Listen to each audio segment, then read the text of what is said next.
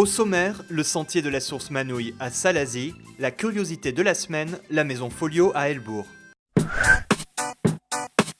Direction le fond du cirque de Salazie, après avoir atteint Helbourg, continuez en direction d'Isla-Tavidote. À cette intersection, la source Manouille est indiquée sur votre gauche, vous pourrez vous garer au départ du sentier.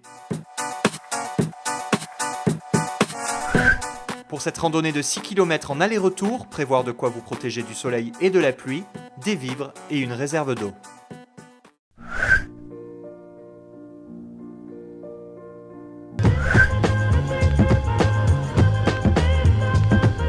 La source, ou les sources Manouille, ont été découvertes par hasard en 1916 par un jeune de Salazie qui leur a laissé son nom.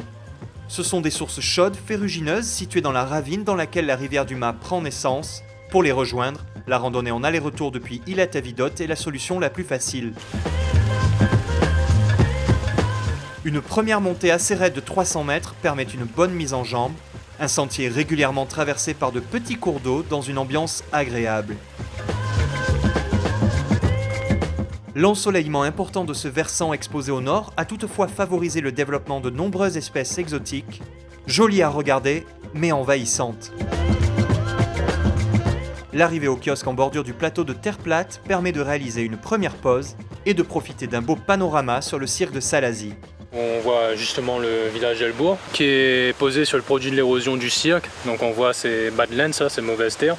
Et donc ces terres qui sont éboulées du rempart, tel qu'on le voit par exemple ici. Donc on a le plateau de terre plate avec ses cryptomérias. Et juste à la base de ce plateau, on voit déjà la terre qui s'érode, donc qui s'effrite.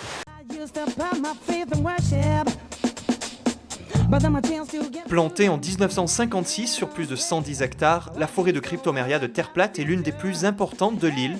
Espèce exotique non envahissante, le cryptoméria a été introduit dans les années 50 pour organiser une filière bois à La Réunion. Bois à croissance rapide, il est principalement utilisé en menuiserie.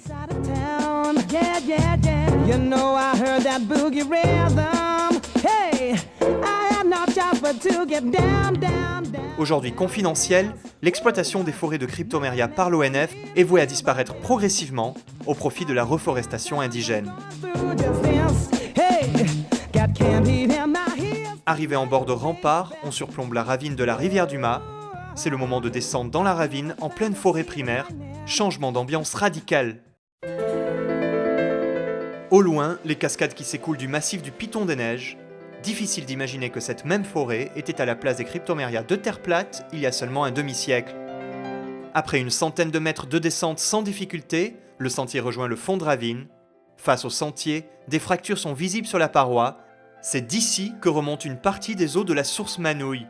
Chargées en calcaire, ces eaux sont dites pétrifiantes car elles permettent la fossilisation des plantes alentour. Elles sont également fortement chargées en fer, ce qui explique la couleur rouge ocre déposée sur les matières calcaires.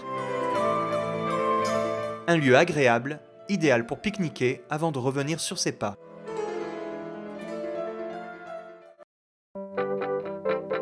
C'est une rando qui est très courte comparée à d'autres sur le cirque. En 1h30, on peut arriver sur la fameuse source Manouille.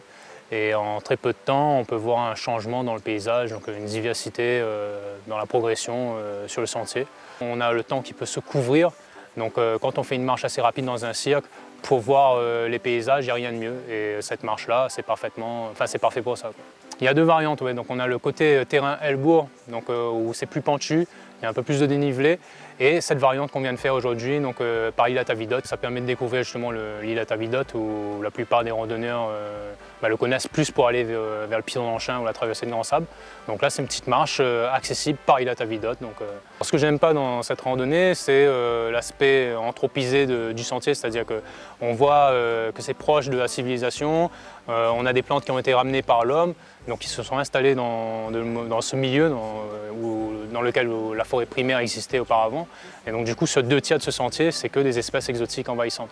C'est sur la fin où là, on va vraiment prendre plein la vue au niveau de cette forêt primaire, avec une diversité d'espèces endémiques, d'espèces de pieds de bois pays, quoi.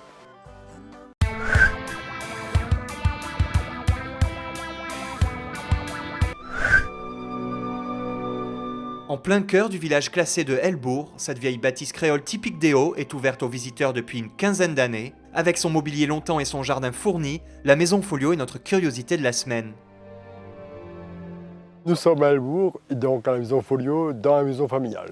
C'est une maison qui a donc 143 ans, maison qui a été construite à l'époque où Helbourg était une station thermale, où que tous les notables et bourgeois venaient monter, prendre bien sûr leurs frais et en même temps fréquenter le gouverneur qui y était aussi. C'est une maison qu'on visite depuis 1995 exactement, maison qui donc est typique architecture créole, faite entièrement en bois de fer et en granat principalement, avec un mobilier d'époque aussi. Jardin créole, je dirais le jardin typique, c'est-à-dire fouille de plantation, sans ornement particulier, avec bien sûr partie florale, partie importante dite plante à parfum, épices médicinales.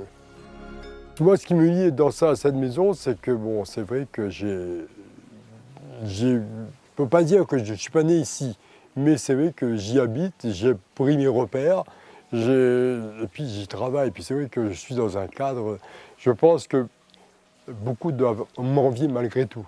Quand on parle de HQE, des bâtiments modernes, je dirais que les anciens, ils avaient compris c'est quoi le HQE.